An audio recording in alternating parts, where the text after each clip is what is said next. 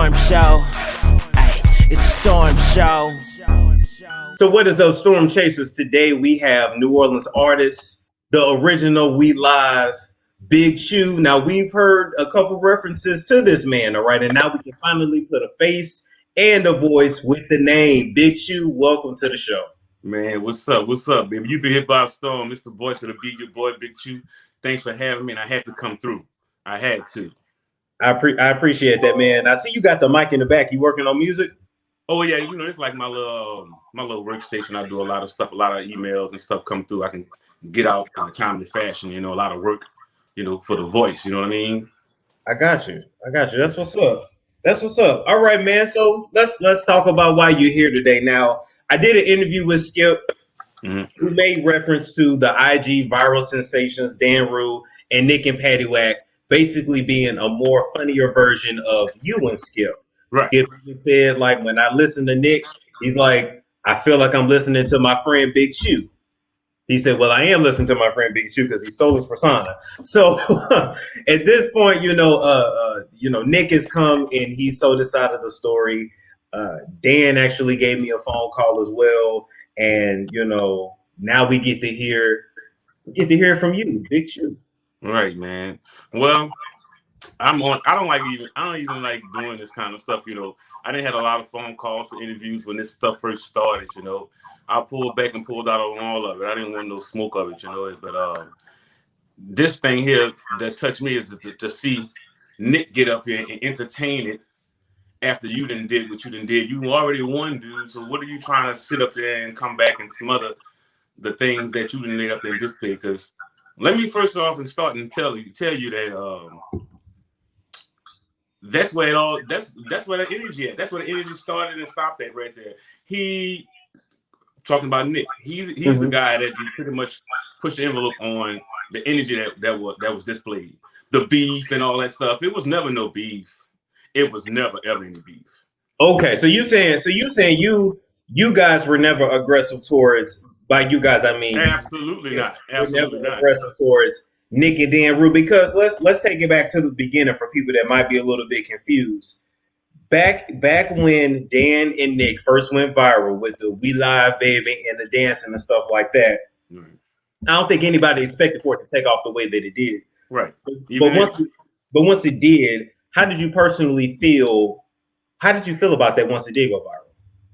Well, be honest with you, my personal feelings was it was weird, but I was like, it's funny, it's dope, you know. I mean, like, my first energy was like, check this out, like, you know, what's going on? This, you know, it wasn't nothing familiar to me because people always do it all the time. You know what I'm saying? It's just that they had a platform that went viral on Twitter first and stuff like that. It wasn't nothing surprising to me, like a shocking to the world, because it reached out to the world in the platforms of the social media life, you know, world. Yeah. So, right. I mean, in my world, I'm familiar with people doing what they're doing, what they've done. It's something that's good, you know, that I've been doing for so long. You know what I'm saying? And with the culture and stuff, but don't make it seem like, you know, don't water it down like, oh, y'all been doing it. It didn't work for you guys and all that stuff. You know, yeah, y'all been doing it for years. So what? You know. Come on, man. Come on. Stop it, Nick. Come on. It's crap, you know. So when referring to Nick, I'm just gonna ask you the outright question. Is he imitating you when he goes into his We Live Baby? When he goes into that voice versus like absolutely. Let me tell you where it spins off from, right? The performance of that liking, the performance of that character, which is me, is through my music. I do that. Well, he's doing. That's the reason why he's speaking about gestures in the music of my song. Is it the shoes? The way I break it down and bust a move? Yeah, we live, baby. Come on. Oh, where you going there, baby? All that, you know, that's me. I do that through my music. The New Orleans bounce culture that humor is in a lot of records, not just regular bounce music. It's in the mixes, your favorite Beyonce, your favorite whatever song. You hear me coming on that introing on it, representing the culture in my likeness, in my way. Because what I do, nobody else does. You know, right. It's my own little world. It's, you know, I've always wanted to create something that would be in no competition because they're very competitive here in New Orleans. New Orleans is very competitive. and I've seen it from a spot from the outside on what kind of energy it brings when you're dope, when you're doing stuff, they're coming for you. When you do hot stuff, it just is a natural thing. So I created a world that wasn't in the world of that. The Peter Pan and all that stuff, the rodeo high stuff. I'm the only one physical, the only body of work that did any audio output of that. Any songs of catering to the Peter Pan. If you go so that you could dance, it was on Peter Pan. The Peter Pan vocals are in there, talking about the particular dance. 2017, 2 years before they released and before they went viral, it's documented in Big Frida's book with Game Over Skip in it, talking about the Peter Pan. So it's documented in bounce culture. Yeah, if you go in Big Frida's book, God Save the Diva, it's in there. In the back of it, you ain't got to search through. Go to the back of the book. It's in there. It's in there. It's a part of the culture. The Peter Pan dance is a part of the culture. So when you see that hypeness and stuff like that, and to talk about, to get off that and to jump into the subject of because I do remember him talking about who taught Dan. Let me go into Dan, because Dan is supposed to have been the character mute that doesn't say anything. But when we had these meetings, he was the only voice at the meeting. When we tried to get together, he was the only voice at the meeting. So you're referring to when you and Skip sat down with Nick and Dan to basically come to some agreement on how to collaborate since they were using you guys as character, but since so you guys were like, look, just to settle everything, let's come to some agreement on money. Right. Now Nick is saying you guys were greedy, and you guys were saying we never even discussed, money wasn't. We haven't even got to the point of any of that. It was all dictated and catapulted off of him, his energy. He the one drew up the play. He's the script writer of it at the end of the day. Okay. I'm honest and say it was never Dan high up. He never had the energy. When he talked, he was like, man, his thing was like, when we have these interviews, man, I let everybody know where it come from, and let them know we're doing the voice of Big Choo. This is a guy, Big Choo from New Orleans, local guy, all that stuff, all of the water and all that stuff. I'm like, whatever, It was so far-fetched or whatever the case may be. But him talking about, we wanted to do a video every week live. No way. What kind of approach is that? What kind of, man, we want to do a video every week? That's goofy. Why would I even want to do anything like that? Come on, man. You're putting all this stuff together.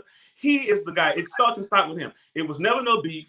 When we had a conversation, everything, the energy changed when he was talking about, man, we're going to have a meeting, whatever, X, Y, and Z and stuff like that. And then was like, we're going to talk about the percentage with these shirts and with merchandise.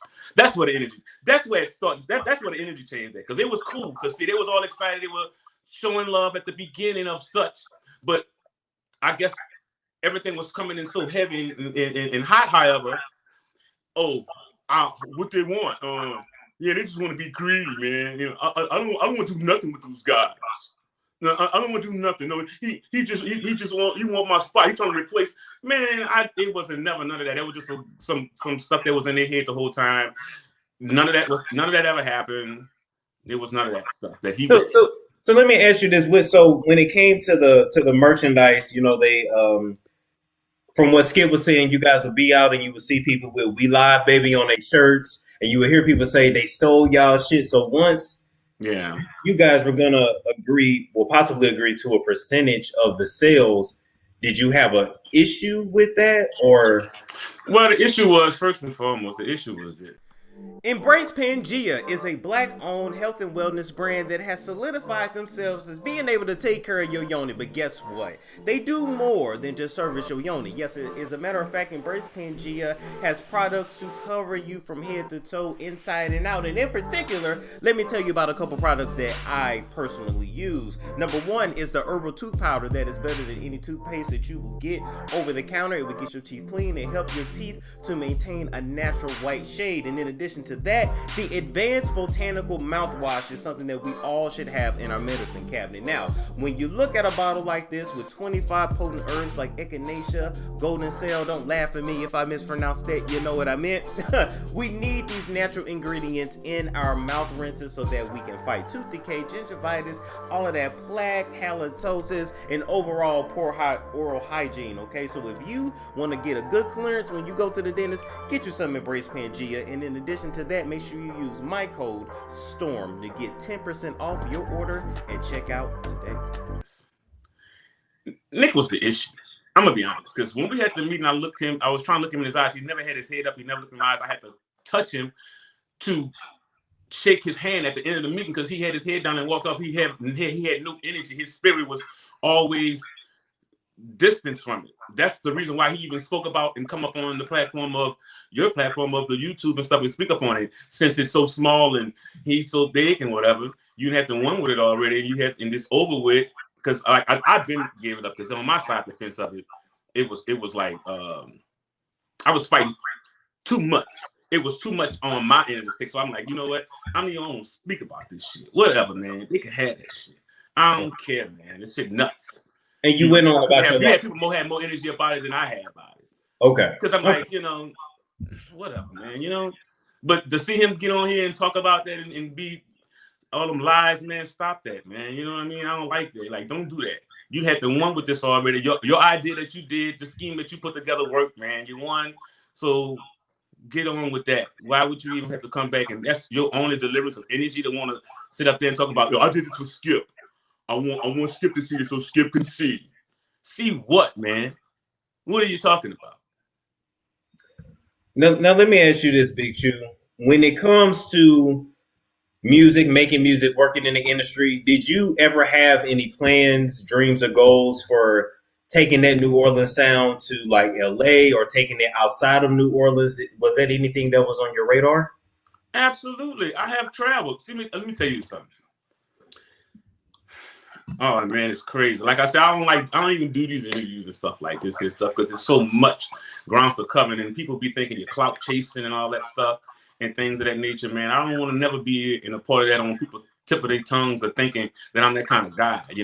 I do my own. I have fun with this, and when that shit happened, it took the fun out of me. It was a spirit killer, if you will. But when I talked to him, to get back to the thing that what you were talking about with the percentage about it, yeah, I had a problem with the percentage from the beginning, but I didn't tell them that. I wanted to sit down so we can have an understanding. But once I called him and seen he was advertising what we talked about and never had a meeting, he thought I was tripping and like who was getting in my ear. Ain't nobody getting in my ear. I see what you're doing. You're promoting something that we talked about. We're supposed to have a meeting on. We never had that meeting. And that's what his energy changed. That's what he created the beef, because that was a disagreement, and that's what beef starts. Because I'm like, look, bro, you're promoting something, you're putting it out. We haven't talked about this, and he's yabba dabba doing me, telling me fast talking on the reason why he's doing what he's doing or what he's doing. I'm like, that ain't right. And that's where the beef started with him. It was never no beef. And when we had a sit down after that encounter over the phone, he had his head down. He never wanted to talk. I even had people was close to me that wanted to sit down and meet with. God bless the day. It's football week, and my big brother was me and him even had a fuss about it. I'm like, look, dude, I done had 3 meetings with these dudes, bro. They not fucking with it. It's simple. You're joking, you're losing, you're wasting your time. Don't go. And he had, when he did it, and when the smoke cleared, he seen and realized I knew what I was talking about. That was Nick. Nick wasn't fooling with it. Period. There wasn't no common ground, no agreements or nothing. Not dealing with him. He didn't want no deal with it. And that's simple. So to kill all the stuff and all the illusion around the world, or anybody that's thinking anything about it, bitter, mad, no, never that. I was never mad. I was mad at the disrespect that he did. He was very disrespectful. Like, yeah, I did it. Fuck you and what? That type of shit. That's what had me fighting with my loved ones. My people, like, man, you gonna let him just do this to you? What's up, Choo? What you doing? Why would you let him do you that? Something wrong with you, you know? But that's the sacrifice and the lick on the chin I have to take dealing with that, because it's more than what meets the eyes of what people seeing and, oh, he stole your stuff and all that stuff. It was just goofy, man. But for him to do what he's doing and all that lying and stuff, stop lying, man. Lying. And Dan was the guy that before this even happened to them going viral, or even doing a combination of their videos, Dan was coming to me. Dan had came to my apartment like a year probably before they even got together about the dance. So he was connected to the culture of such. He was doing his own little dance thing, and that's all he ever talked about is him trying to make it. He always had these stories about, you know, his struggles. He was in a struggle time. Anybody who's watching this know his story that knows him personally. He had personal relationships with football players and stuff like that. It was just, you know, once it broke for him for his stuff going viral and being blessed with that, it was easy for everybody to open their doors and stuff for him. He's on. They on. Oh, so he did a lot of networking first to get to know. Oh, he absolutely, that guy did a lot of networking. He's people friendly, you know. It's a fun guy. He's talented. I mean, actually, he could have been a one-man band with it because he actually could do the big Choo stuff better than Nick. Actually, the guy, he's talented. I'm not gonna shade and stuff like that. He's a really nice guy. Even when he called me, like he was a really nice guy. I was just like, he's cool. And it's still a little weird to hear his voice because I'm like, damn, you talk. Like I know it's a character. Right. But like, he talks real well. He talk better than Nick Ash. And at the end of the day, he's talented than Nick Ash because he could dance. He's been doing the dances. Nobody had to teach him that. He's never elevated anything dancing from what I know him. He's doing the same thing I ever know him for him to do. He been had those skills and everything that y'all seen him doing. He's been doing that for years. It's all about getting the light shine on you. So all those mechanicals, all that human stuff he doing, he been doing that. It was all about having a break. So come on, man. I can tell the real. And stop trying to shade and pull up these lies and all this stuff that you drawing up, these scripts that you drawing up of lies. You know, don't do that. But Dan did his work, and NicknPattiwhack been doing his stuff. What he's been doing, it just never had a break. His stuff that he was doing wasn't catching fire, but doing the big Choo act caught fire, and then that's when, you know, life-changing things happen. You moving out and all that kind of stuff, talking about on a whim. Yeah, all that increases once you do the big Choo act, and it changed your life. You know. Let me ask you this, Big Choo, and one thing I talked to Nick about this too in our interview. One thing that it can be kind of hard for people to like separate and actually know that you started the We Live thing. Do a lot of New Orleans people speak like that, or that particular phrase? All right, you create that on your own. You know what I'm saying? Because it's kind of for us. Let me explain something to you. Broadcasters speak about and say we live all the time, like it's a broadcasting, you know, type of thing, right? I'm just saying we live in the humor, the way you said, the likings of the style you say. I mean, you can say the same words, but when you said you're gonna say it in the Storm way, and when I said I'm gonna say it in the Big Choo way, and it's two different type of styles and brands. Right. But that baby and yeah, baby, what's up, baby? That humor is second nature here. That's our character. But Big Choo is a brand. Big Choo puts it in music. Yeah, we live, baby. No one says it like that. Nobody can copy that. No, nobody can copy that. You're doing like me. What you doing, Dan? Yeah, baby. You know, you come on. Stop. Right. I'm sorry, and I apologize. Yeah, no, you're good, man. But you know, that stuff there is amazing when I see that. But I don't like to tap in and tune in. You know, I see it and I don't see it. Because like that particular thing for me at the time when that stuff was going on, it was pulling me away from my focus, what I really had going on. So that's why I pulled a plug on really putting energy in towards trying to say who the real guy is. I'm like, man, look, I come from a different cloth. My skin is different than that. I'm not tripping like you think I may be tripping. You're having episodes in your head knowing how wrong you did, thinking I would be to any energy of capacity that you can imagine of doing something what you're doing. But I'm not on that kind of time. You understand? I do so much stuff. That was like, I'm looking at it, it felt like, you know, it's flattering. It's like, okay, you like my stuff. I know you listen to me, you talking like Big Choo for 3 hours and all that stuff straight.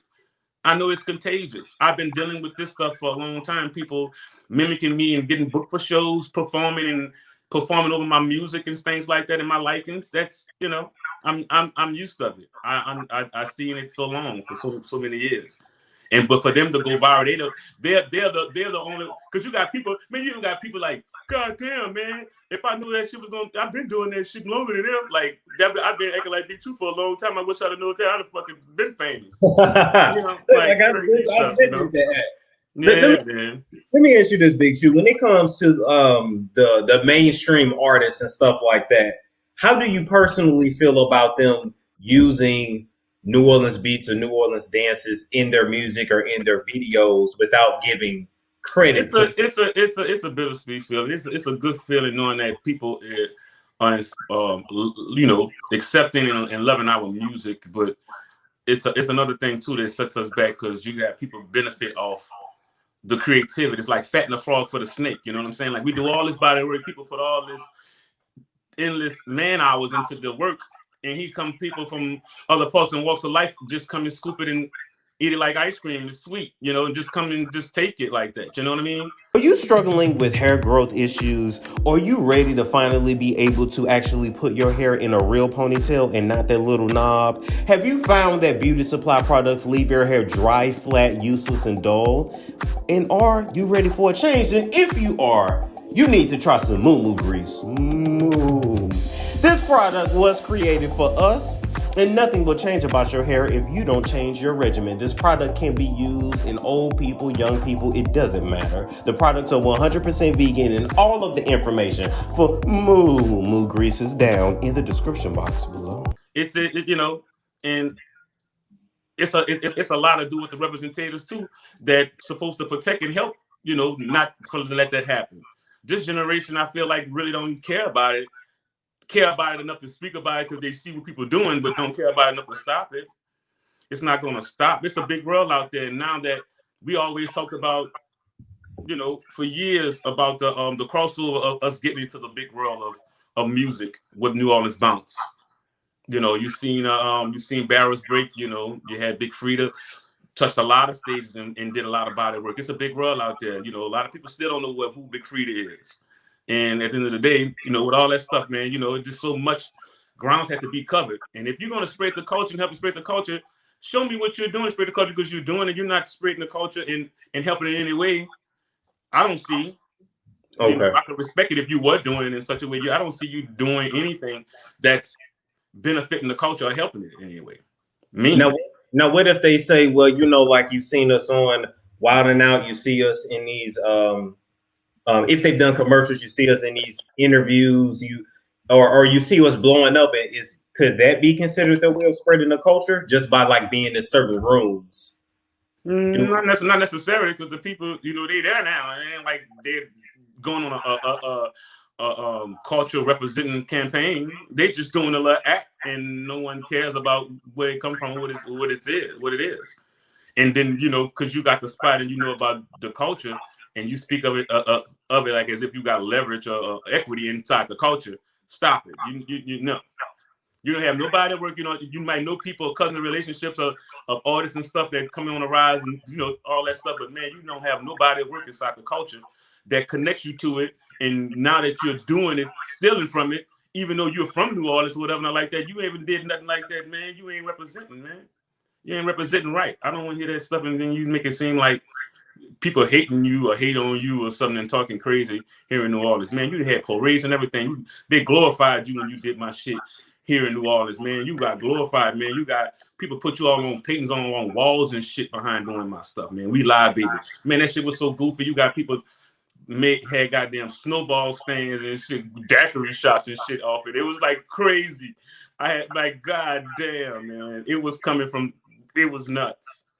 Like the stuff that they had going on, it even got deeper than that, man. People was jumping on it. People were like, man, this shit here's something hot. Let me go ahead and do this and that. I'm like, wow. So yeah. Okay. So now that this has been going on for a while now, everybody has spoken their piece on the Storm Monroe show. I'm just saying. But no, seriously, you guys have spoken your piece. Yeah. You think we can put it to rest now? I think. Well, I put it to rest, but I mean, you know, they're gonna continuously do their content or whatever the case may be. It's over for me. I've been pushing, move forward. I kept doing my thing. I stick to my craft. I do my thing, you know. And what upsetted me about the disrespect, you know, you started doing music. First, it was a comedy act.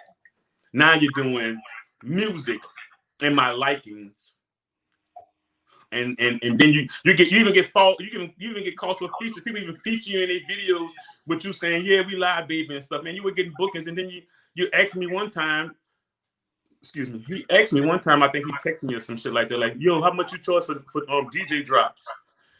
And me being me, you know, this is what I do. I'm about to reply to him, but I'm saying to myself, man, you acting like me. You about to think I'm about to tell you what my price is, and even if it didn't matter, I already know what you're doing already.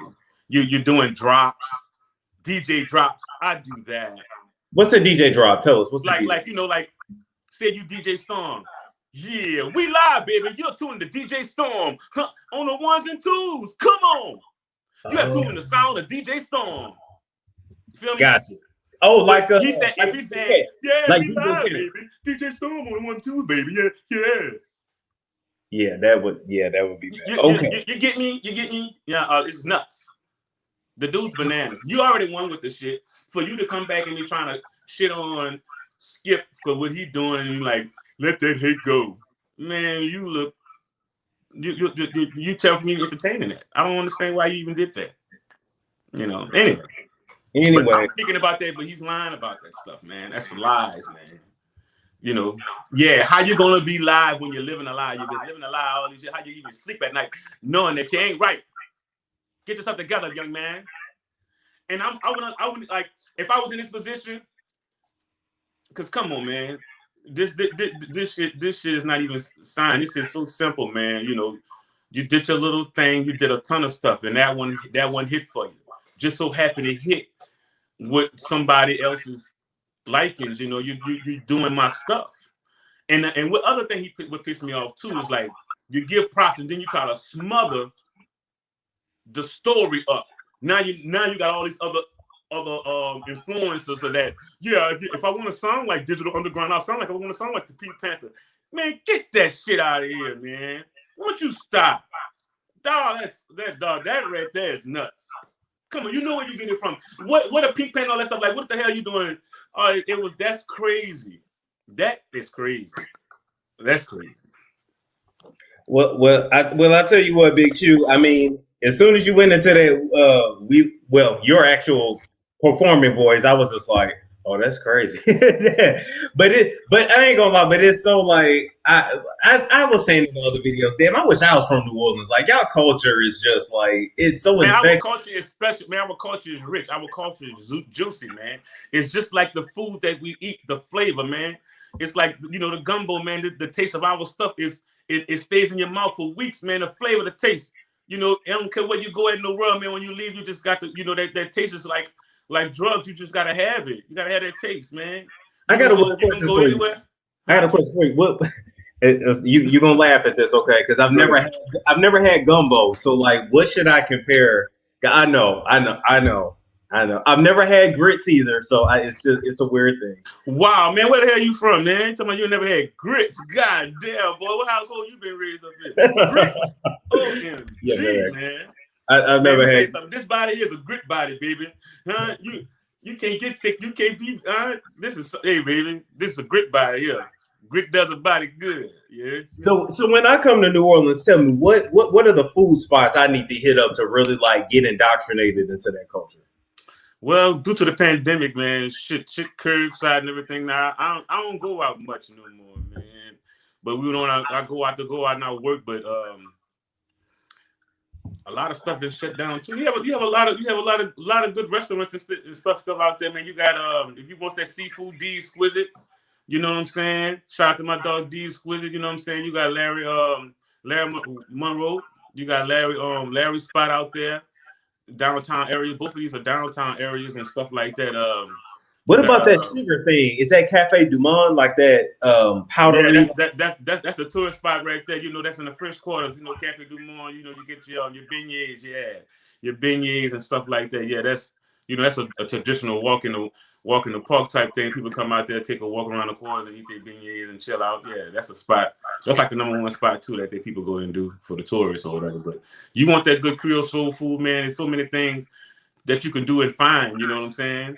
Out there, you know, look up on the apps. They got the apps in the surrounding areas in the downtown area, man. You can look up, you know, a lot of dope spots. That's what's up. See, that's why. I mean, I mean, it's off topic, but I'm just like, that's how whenever I go somewhere, I like to talk to people from the area, be like, okay, you know. But overall, man, you know, hey, I thank you for coming on and man, I appreciate you. Man, appreciate you tapping in on it, because at the end of the day, you've been hit by a storm, baby. Storm, you've been rolling, man, with this interview stuff, man. I appreciate you, bro. But yeah, it's the real right here, man. The real deal. Your boy Big Choo, the real Mr. We Live. You know what I mean? Yes, indeed. Come on.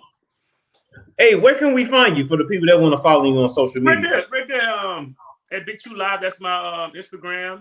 Nice. You know, I'm on Facebook and then in Twitter and stuff as well. You know, when I post on my Instagram, I flood it through Facebook and Twitter like that. You know, I share a lot of stuff that you're gonna see on my stuff.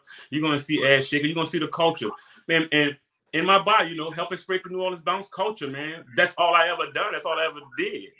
Like, that's my thing. I had something going on at the, you know, he mentioned the airline skating rink. That was my events. They attended my events. I put those events together. I had people traveling from all walks of life, cross country, to come document New Orleans bounce and stuff. And they used to be coming.